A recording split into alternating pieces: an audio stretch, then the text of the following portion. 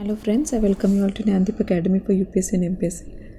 In this online session, we are going to discuss multiple choice questions that are based on the Hindu dated 12th January 2021. So let's begin answering these questions. If you have read the newspaper of this date, you should be able to answer all these questions. Let's read them, discuss them. Which of the following is not true about Khadi Prakritik paint? A. It has antifungal antibacterial properties. B. The paint has been certified by the Bureau of Indian Standards. C. The paint relies on heavy metals as its main ingredients. D. The project was conceptualized by Chairman KVIC in March 2020. So here the answer is C. The paint relies on heavy metals as its main ingredient. This is incorrect. This is not the answer that is related to Khadi Prakritik paint, because as you can see in its name also, cow dung is its main ingredient and it does not rely on heavy metals as its main ingredients. So let's see what else do we need to know about this. It is an eco-friendly non-toxic paint. It's the first of its kind product and it has antifungal and antibacterial properties. The paint has been certified by the Bureau of Indian Standards. Khadi Prakritik emulsion paint meets the BIS standards, whereas Khadi Prakritik distemper paint meets the BIS standards too. The project was conceptualized by Chairman KVIC in March 2020 and later by Kumarappa National Handmade Paper Institute, Jaipur.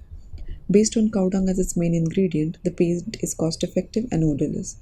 The paint is free from heavy metals like lead, mercury, chromium, arsenic, cadmium, and others. It will be a boost to local administration and will create sustainable local employment through technology transfer.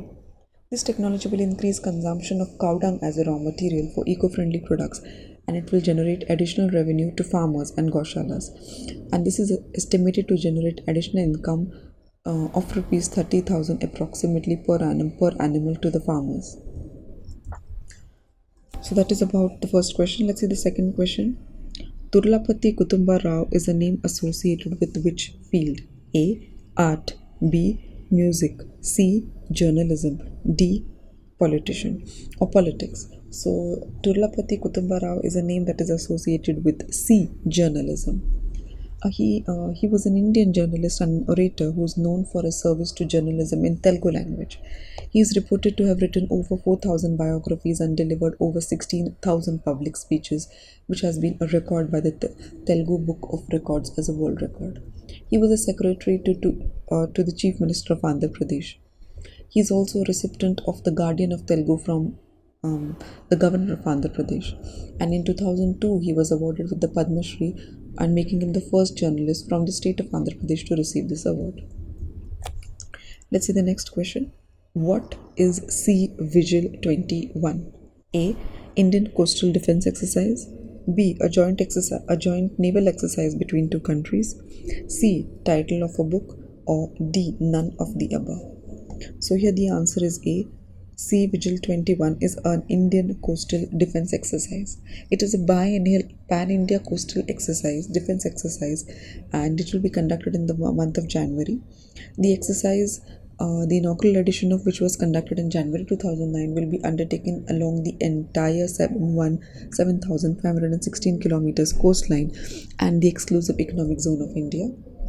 It will involve all the 13 coastal states and the Union Territories, along with other maritime stakeholders, including the fishing and the coastal communities.